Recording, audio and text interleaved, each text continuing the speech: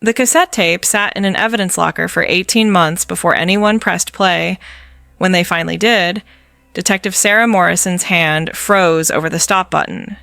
The voice coming through the speakers belonged to Professor David Reichman, but it couldn't, because the timestamp on the recording was March 15th, 1991, at 11:47 p.m. And by 11:47 p.m. on March 15th, 1991, David Reichman had been missing for 6 hours.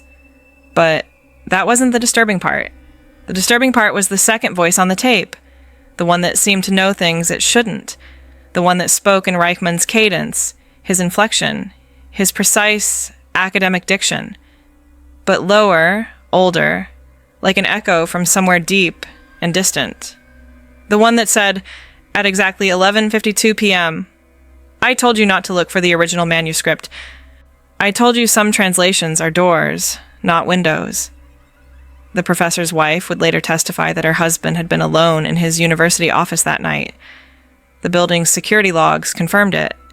David Reichman was the only person on the third floor of Whitmore Hall. The only living person, anyway. This is the story of how a respected linguistics professor walked into his office to prepare a lecture and walked out of existence entirely.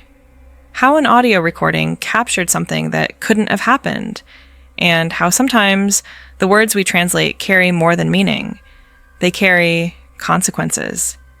If you're fascinated by mysteries where reality bends at the edges, hit that like button. Subscribe for more stories where history takes a dark turn. And drop a comment below. Would you press play on that tape? Because after tonight, you might understand why Detective Morrison wishes she never had.